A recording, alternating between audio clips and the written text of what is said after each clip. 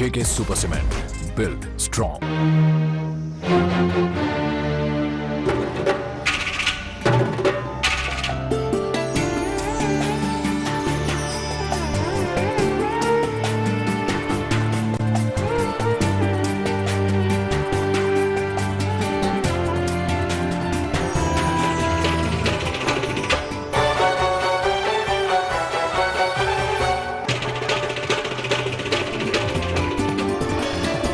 आप देख रहे हैं डीडी कश्मीर, एहसास कश्मीर का।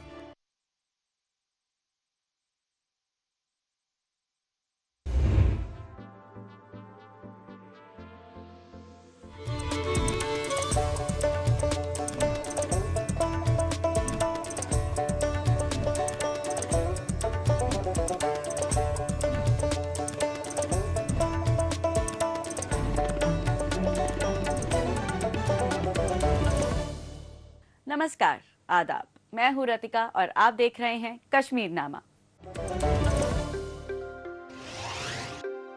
श्रीनगर में चाय पर चर्चा में नौजवानों की आवाज को मिला प्लेटफॉर्म।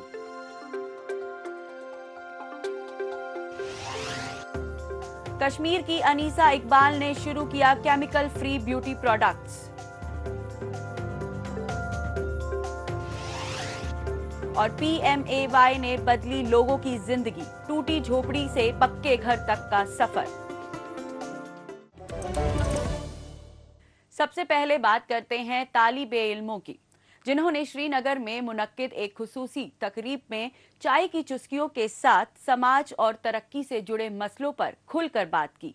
एक गैर सरकारी इदारा सेविंग द फ्यूचर की पहल चाय पर चर्चा ने तलबा और नौजवानों को माहिरीन के साथ डायलॉग का मौका दिया।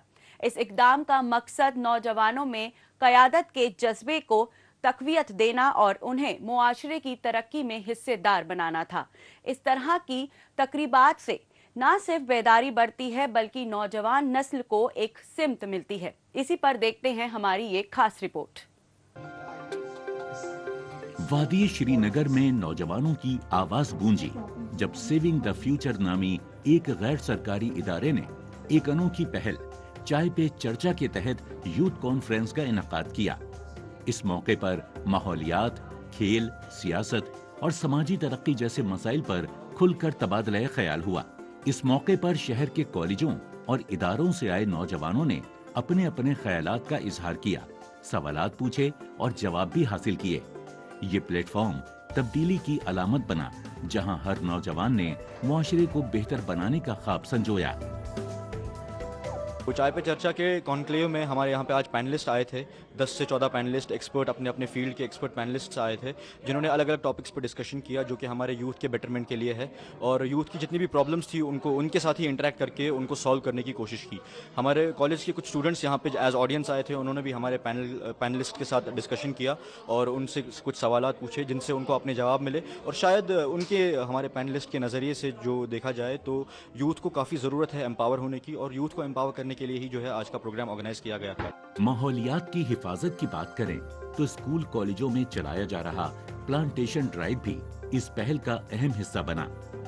नौजवानों को न सिर्फ दरख्त लगाने बल्कि उनकी हिफाजत करने की जिम्मेदारी भी दी गई। गौरतलब है कि माहौलियात तब्दीली और ग्रीन फ्यूचर जैसे मौजूआत पर बेदारी फैलाने के लिए जम्मू कश्मीर में अहम इनेकाद किए जाते रहे हैं। ऐसे में ये दिखाता है कि आने वाली नस्ल सिर्फ बोलने में ही नहीं, उसे करने में भी आगे है। इसमें डाइवर्स सेशंस थे। एक तो क्लाइमेट और ग्लोबल वार्मिंग जो इम्पैक्ट पूरे देश विदेश और जम्मू कश्मीर राज्य पे भी पड़ रहा है, उस पर बहस हुई। एनवायरमेंटल चैलेंजेस पे बहस हुई और अनएम्प्लॉयमेंट जो रैपिड इशू है कंट्री में, उस पर भी बहस हुई कि कैसे स्किल एजुकेशन के जरिए अनएम्प्लॉयमेंट को एड्रेस किया जा सकता है। यूथ ने बड़े फ्रूटफुल क्वेश्चंस पूछे और उन सवालात को उनको एक्सपर्ट्स ने जवाब भी दिया। और नेशन बिल्डिंग कैसे की जा सकती है, विजन 247 पे भी बात हुई।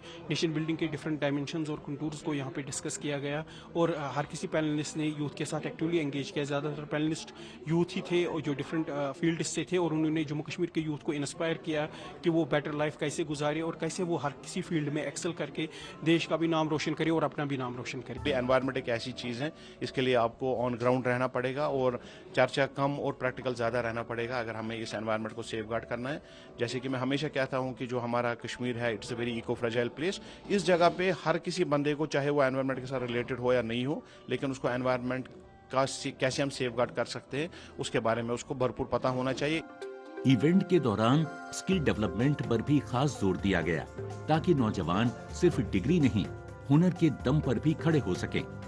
टेक्निकल एजुकेशन, स्टार्टअप आइडिया और वर्कशॉप जैसे मौजुआत पर गहरी गुफ्तगू हुई।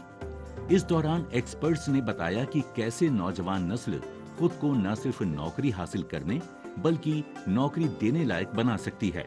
आज की जरूरत है हुनरमंद भारत, और इसी सिमत में सेविंग द फ्यूचर की ये कोशिश काबिले सताइश है। तो यहाँ पे बहुत से टॉपिक उठाए गए थे, जैसे एनवायरनमेंट उठाया गया था, नेशन टॉक उठाई गई थी, और यहाँ पे स्किल डेवलपमेंट रिलेटेड उठाया गया था। जैसे कि यहाँ पे बहुत से पैनलिस्ट आए थे, एक्सपर्ट आए थे, तो उनके ज़रिए हमने बहुत कुछ सीखा। जब उन्होंने डिस्कशन किया, उसके रिलेटेड हुआ, हमारे साथ डिस्कस किया, हमने भी उनसे कई सवाल पूछे, जैसे कि एनवायरनमेंट रिलेटेड पूछे, बहुत से सवाल पूछे, तो हमें भी बहुत कुछ सीखने को मिला कि हमें क्या क्या करना चाहिए। या स्किल डेवलपमेंट में था कि हमें क्या क्या स्किल सीखनी चाहिए कि आगे जाके हमें बेनिफिट पहुँचे। तब्दीली तब आती है जब कोई पहल करता है, और जब वो पहल नौजवान करें तो तारीख लिखी जाती है। चाय पर चर्चा महज गुफ्तगू का नाम नहीं, ये एक नई सोच की तहरीक है, जहां हर नौजवान ने सीखा कि मुआशरे को बदलने के लिए लीडर नहीं, जिम्मेदार शहरी बनना जरूरी है। सेविंग द फ्यूचर की ये कोशिश दिखाती है कि अगर सिमत सही हो तो हर कदम मंजिल बन सकता है। और अब आपको मिलाते हैं वादी कश्मीर से निकली एक नौजवान एंटरप्रेन्योर अनीसा इकबाल से, जिन्होंने बिना केमिकल्स वाले पर्सनल केयर प्रोडक्ट्स की शुरुआत कर एक नई मिसाल कायम की है। घर की रसोई से शुरू हुआ उनका ये सफर अब श्रीनगर के पहले आउटलेट तक पहुंच चुका है। जड़ी बूटियों, कुदरती तेलों और रिवायती तकनीकों से बनी ये मसनूआत न सिर्फ सेहतमंद है बल्कि माहौलियात के लिए भी महफूज है। अनीसा का ख्वाब है खूबसूरती को उसकी हकीकी कुदरती शिनाख्त देना। आज उनकी कोशिश ना सिर्फ एक बिजनेस है बल्कि एक मिशन भी है, जिंदगी को जहर से पाक और जमीन को सब्जबाग बनाने का। आइए इस बारे में बात करते हैं अनीसा इकबाल से और जानते हैं उनके इस सफर के बारे में। सबसे पहले आप अपने बारे में और अपने काम के बारे में बताएं। अस्सलाम वालेकुम, मेरा नाम अनीसा इकबाल है और मैं पुलवामा डिस्ट्रिक्ट से बिलोंग करती हूँ। मैंने अपना ये सोप में हैंडमेड सोप एंड शैम्पूज़ वगैरह बना रही हूँ और मैंने ये स्टार्ट किया था नवंबर 2024 में। उससे पहले मुझे ये आइडिया आया था, बट मुझे ये आइडिया नहीं था कि मैं ये इस स्केल पे एस्टैब्लिश करूँगी, बट मेरा ये था कि मैं इसको थोड़ा आगे बढ़ाना चाहती थी और अल्लाह के करम से आज ये बहुत ज़्यादा अच्छा चल रहा है। और मेरा जब ये आइडिया आया था, मुझे बस ये था कि सेंसिटिव स्किन जिनकी भी होती है उनके रिलेटेड मैं कुछ ऐसा बनाऊं जो केमिकल फ्री हो, जिनमें ऐसे हार्मफुल केमिकल्स नहीं हो। तो इस वजह से फिर मैंने स्टार्ट किया था। मैं तब 12th में थी, 12th मैंने कंप्लीट किया। उसके बाद मैंने अपनी नीट कोचिंग कोटा से कंप्लीट की हुई है। उसके बाद अभी मैं कॉलेज ज्वाइन करने जा रही हूँ, अभी किया नहीं है, और उसी के साथ साथ मैं यहाँ से अपना बिजनेस स्टार्ट कर रही हूँ। अनीसा जी, आप अपने प्रोडक्ट्स के बारे में बताएं। मैं अपने जो पहले इनिशियली मैंने बनाए थे वो मैंने सोप्स बनाए थे सिर्फ, और उसके बाद मैं अभी cream, handmade cream, handmade scrubs, shampoo, candles, perfumes, इतर्स और ये सारी चीज़ें बनाती हूँ। अनीसा जी, आप ये बताएं कि इस शोबे में आने का ख्याल आपको कैसे आया? जब ये इनिशियली मैंने बोला, जब सेंसिटिव स्किन हमने पहले अपने घर के लिए ऐसे बनाया था कि दिखता है कैसा होगा क्या, क्योंकि मैंने कोर्स किया हुआ था इसका। तो उसके बाद जब हमने ये बनाया तो मम्मा ने यूज़ किया, मैंने यूज़ किया, तो उनकी सेंसिटिव स्किन है। उसके बाद हम ऐसे ही रिलेटिव्स वगैरह को दे रहे थे कुछ लाइक स्मॉल बैचेस में ट्राई करने के लिए। उसके बाद जब अच्छा रिजल्ट आया तो हमने सोचा कि इसको आगे बढ़ाना चाहिए। इसमें आपने कितना एम्प्लॉयमेंट जनरेट किया है? अगर हम अभी पहले देखेंगे, पहले मैं ही सिर्फ थी, अभी मेरी एक सेल्स गर्ल है, डिलीवरी बॉय भी है, और अभी हमारा दूसरा आउटलेट जो पुलवामा में खोलने जा रही हूँ वहाँ पे भी 2-3 सेल्स गर्ल प्लस मैनेजर्स वो रहेगा हमारा यहाँ पे। और बहुत सारे जैसे इससे बहुत अच्छा जो रेवेन्यू है वो जनरेट हो रहा है, और आगे जाके भी अगर और आउटलेट्स पर डिस्ट्रिक्ट खोलेंगे या बाहर भी लेना चाहती हूँ मैं इसको, तो उसके बाद भी एम्प्लॉयज़ जो है मैं उन खास करके उन गर्ल्स को जिनका ऐसा कोई वो होता है, और ऐसे कोई पर्सन्स होते हैं जिनका लाइक फाइनेंशियली उतने स्टेबल नहीं है, तो उनको मैं देना चाहती हूँ। आपको इसमें घर वालों का कितना ताउन मिला? जो घर वालों का बहुत ज़्यादा सपोर्ट रहा है। इवन जब मैं पढ़ाई का होता था या मैं अभी भी कुछ यहाँ से बिज़ी हूँ किसी चीज़ में, तो मम्मा पीछे से सारा हैंडल करती है। और इवन जब फिर पिछली बार जब ये चीज़ें हुई थी, तो जो यहाँ के लोग हैं उनका भी बहुत ज़्यादा सपोर्ट रहा। नौजवानों खासकर गर्ल्स को लेकर आपका क्या पैगाम है? और मेरा यही रहेगा हर किसी के लिए कि अगर कोई लाइक पर्सन है जिसको कोई भी आइडिया है दिमाग में, चाहे वो बिजनेस के रिलेटेड कोई और हो, आर्ट के रिलेटेड, वो अपना एक स्टेप ले, देखे आगे कि हाँ कुछ होगा। क्योंकि जॉब्स लिमिटेड होती है। आपको जॉब ये नहीं कि जॉब के लिए आप 3-4 साल ऐसे करोगे अपने वेस्ट। आपको अगर कोई आइडिया उस पर आप स्टेप ले लो तो आपका अच्छे से हो जाएगा आगे जाके। जो फाइनेंशियली जो स्टेबल नहीं है, गवर्नमेंट की बहुत सारी चीज़ें, PMEGP है, बाकी सारी है, वो उसका बहुत अच्छे से ये उठा सकते हैं, उन फंड्स वगैरह ले सकते हैं और उस अपना एक बिजनेस एस्टेब्लिश कर सकते हैं। आज हमारे साथ बात करने के लिए आपका बहुत बहुत शुक्रिया। जम्मू कश्मीर की बाकी की खबरों पर बढ़ने से पहले एक नजर डालते हैं देश और दुनिया की कुछ अहम सुर्खियों पर।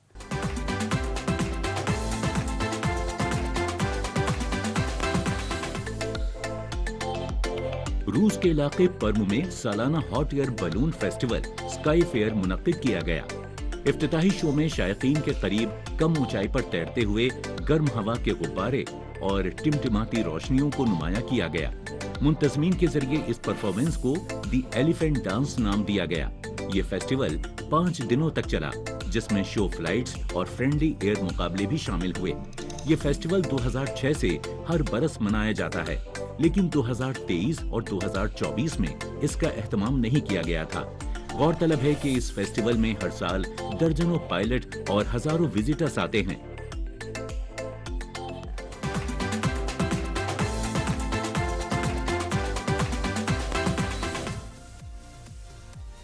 इलाकाई अहया को फरोग देने के लिए जापान के शिगा सूबे का मकसद अपने बैरून मुल्क ताल्लुकात को मजबूत बनाना है, जिसमें हियोशी इकोलॉजिकल सर्विसेज इस पॉलिसी में ताउन कर रही है।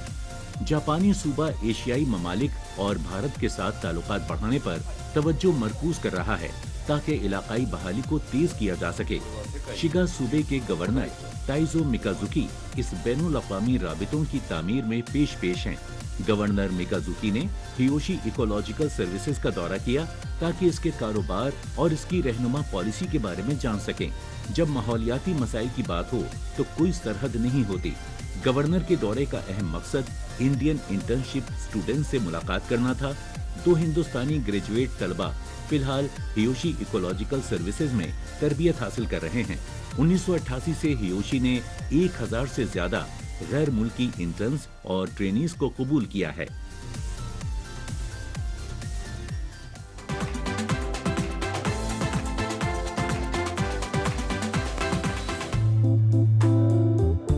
पेरू के दारुल हुकूमत लीमा में स्विट्जरलैंड, बेल्जियम और यूनाइटेड स्टेट्स अमेरिका समेत मुख्तलिफ ममालिक से लाए गए 133 सकाफती नमूनों की नुमाइश की गई। वापस की जाने वाली अशिया में कदीम लाम्बायेक कल्चर का चांदी का मुखौटा शामिल था। निजी शहरियों और स्विस म्यूजियम के जरिए रजाकाराना तौर पर वापस किए गए नमूने हिस्टोरिकल पीरियड और कल्चरल स्टाइल्स एक वसी रेंज पर मुत्तहिद है। खास तौर पर कुस्को की एक बारूक वेदी जो 1 सदी से ज्यादा अरसे से लापता थी, स्वीडन से वापस आ गई। अब बात करते हैं जम्मू कश्मीर के अनंतनाग जिले के चकलीपोरा काजवान में 19 राष्ट्रीय राइफल्स की जानिब ऑपरेशन सद्भावना के तहत मेडिकल और वेटनरी कैंप के एहतमाम की। इस इकदाम से न सिर्फ मकामी लोगों को मुफ्त इलाज, अद्वियात और जानवरों की चेकअप फराहम की गई, बल्कि फौज और अवाम के दरमियान एतमाद का रिश्ता भी मजबूत हुआ। सैकड़ों अफराद ने इस कैंप से फ़ायदा उठाया, जिसमें एक्सपर्ट डॉक्टर्स और वेटनरी डॉक्टर्स ने भी अपनी खिदमात फराहम की।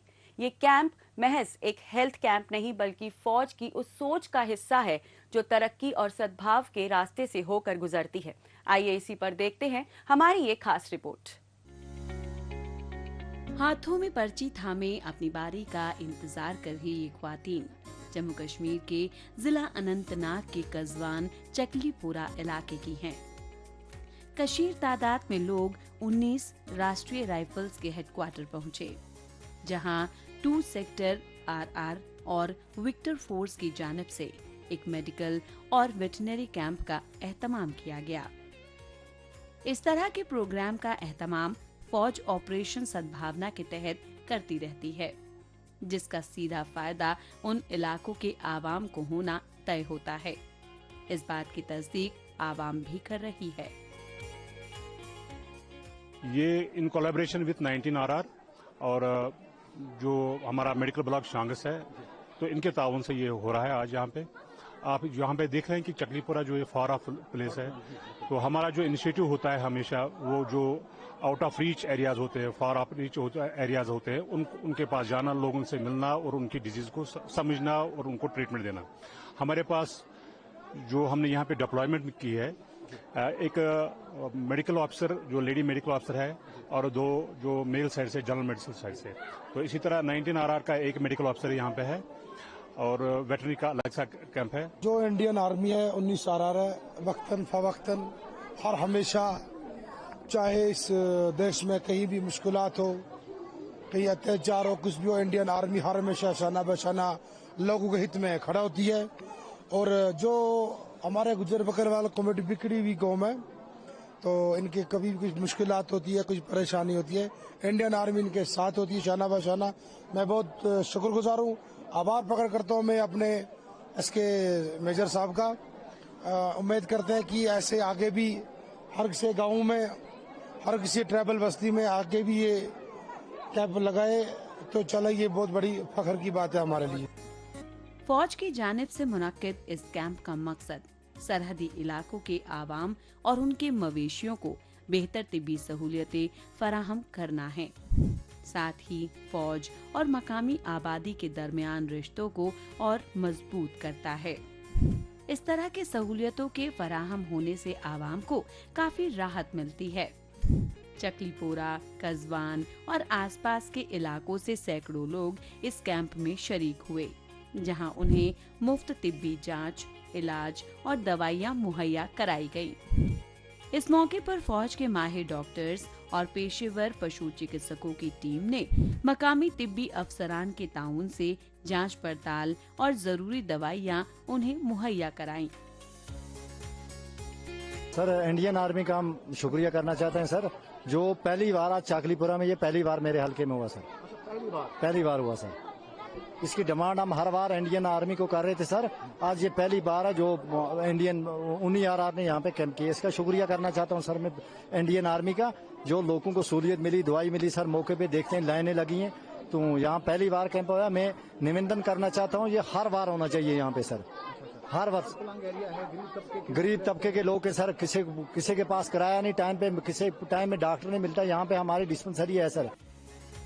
मवेशी पालन दूर दराज के देही इलाकों के लोगों के लिए रोजी रोटी का एक अहम जरिया है। इस तरह के इनकात से उनके माल मवेशी की सही तरीके से देखभाल हो जाती है। यहाँ पर उन्हें इस बात की भी जानकारी मुहैया कराई गई कि किस तरह के मवेशी पालन करना उनके लिए सुदमंद साबित हो सकता है और किस तरह से उसकी देखभाल की जा सकती है। किसी भी मामले में जानकारी होगी तभी उसके बेहतर नताइज हासिल किए जा सकते हैं। इस बात को हुकूमत भी अच्छी तरह से जानती है।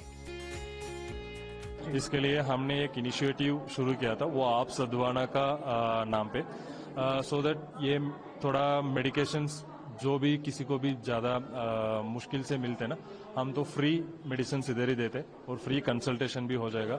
और किसी को फॉलो अप और इन्वेस्टिगेशन वो चाहिए, उनको भी हम अलग से आर्मी कैंप में बुला के फिर उधर से हमको इन्वेस्टिगेशन वगैरह तो करवाते और कुछ दवाई, लेकिन कुछ एक्स्ट्रा ऑर्थो रिलेटेड मेडिकेशंस, लेकिन ये लंबार बेल्ट ऐसे कुछ होते ना, उस वो वाला भी हम इन लोगों को फ्री में प्रोवाइड करते हैं। जम्मू कश्मीर में अमन और सुकून का माहौल कायम करने में फौज की भूमिका काबिले तारीफ रही है।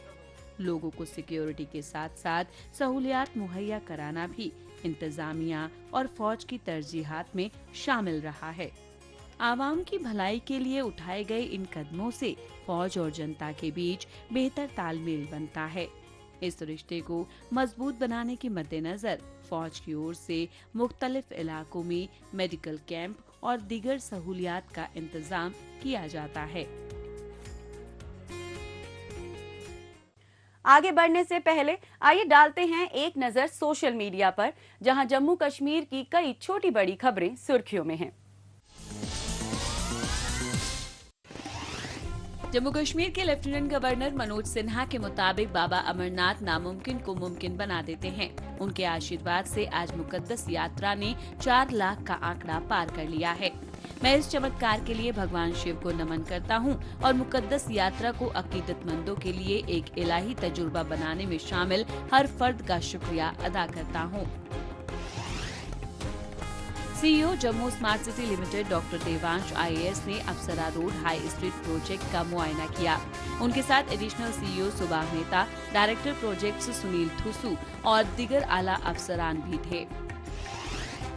श्री अमरनाथ यात्रा जी यात्रा के एक हकीकतमंद ने तमाम यात्रियों के लिए एक महफूज और रूहानी तौर पर मुकम्मल यात्रा को यकीनी बनाने के लिए लंगर और सफाई से लेकर सिक्योरिटी तक बगैर किसी रुकावट के इंतजामात के लिए दिली तारीफ की। एलजी मनोज सिन्हा ने एलजी की मुलाकात में शहरियों से बातचीत की और उनके मसाइल पर तवज्जो दी।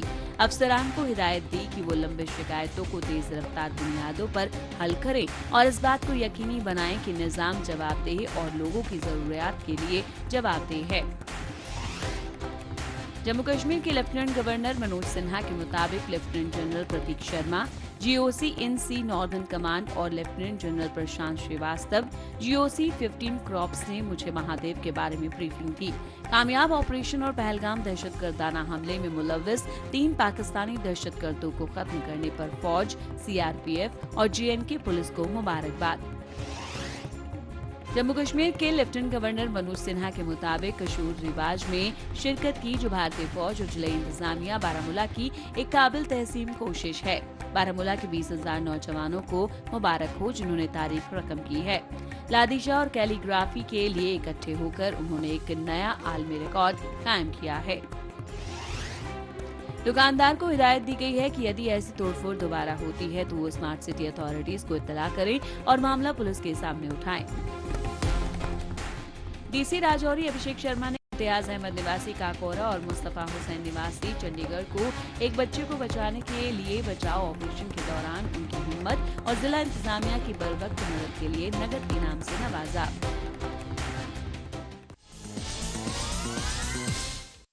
आखिर में बात करते हैं खत्ते इफलास से नीचे जिंदगी बसर करने वाले लोगों को पक्का घर मुहैया कराने की। माली एतबार से कमजोर लोगों के लिए प्रधानमंत्री आवास मंसूबे का आगाज किया गया है। हर किसी का अपना घर हो, इस मंसूबे को पूरा किया जा रहा है। इसी के मद्देनजर अलग अलग इलाकों में ऐसे लोगों की निशानदेही की जा रही है और उसी के बुनियाद पर पक्के घर की तामीर तौसी के काम को अमली जामा पहनाया जा रहा है। प्रधानमंत्री आवास मंसूबे के तहत डोडा जिले में गरीबों के लिए पक्के घरों की हो रही तामीर तौसी के हवाले से पेश है हमारी ये रिपोर्ट। हर किसी का ख्वाब होता है कि उसका अपना घर हो, लेकिन वक्त और हालात कब बदल जाएं, कोई नहीं जानता। ऐसी ही कहानी है जम्मू कश्मीर के डोडा जिले के भद्रवाह की रहने वाली अनु देवी की। उनकी माली हालत ऐसी नहीं थी कि वो अपना घर का ख्वाब पूरा कर सकें। ऐसे में प्रधानमंत्री आवास स्कीम ने उनके ख्वाब को पूरा किया। मरकजी हुकूमत की जानिब से उन्हें पक्का घर बनाने के लिए माली मदद मुहैया कराई गई, जिसके लिए आज वो वजीर आजम नरेंद्र मोदी का तहे दिल से शुक्रिया अदा कर रही हैं।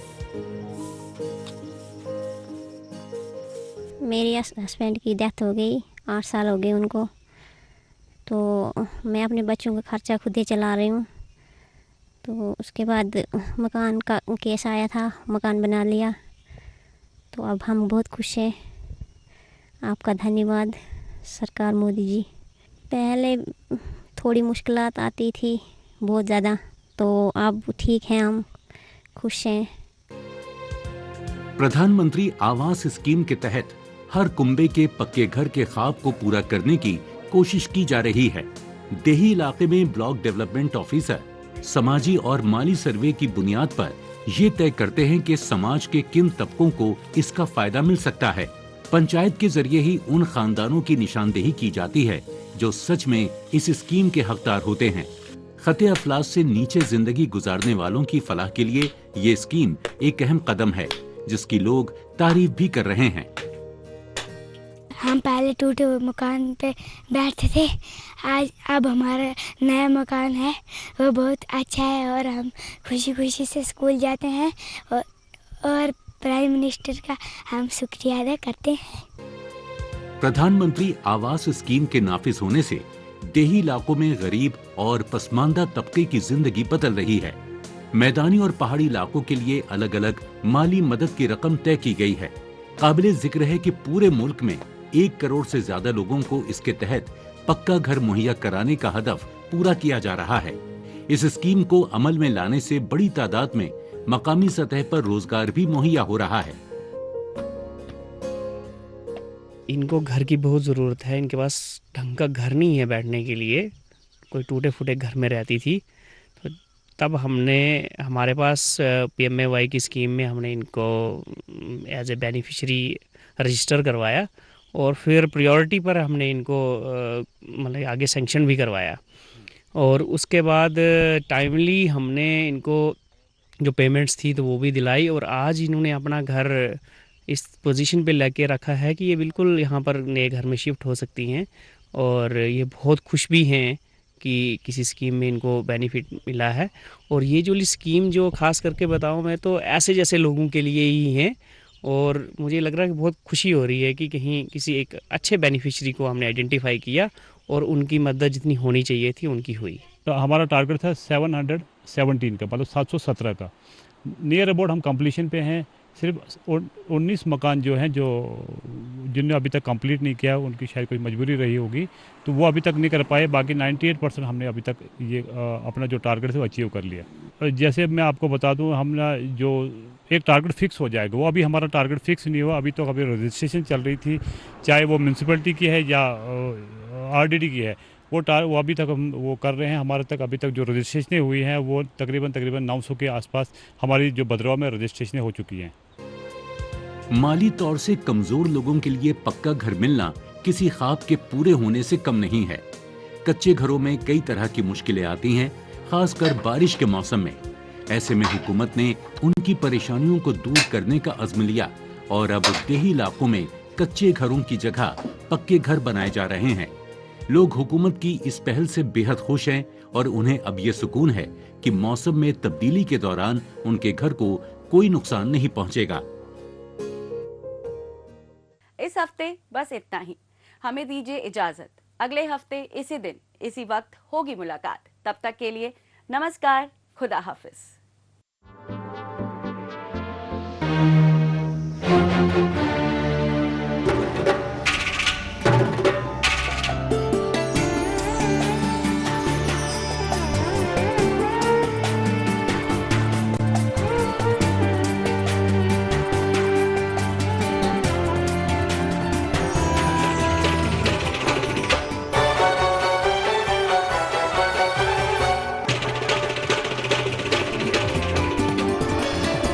आप देख रहे हैं DD कश्मीर, एहसास कश्मीर का।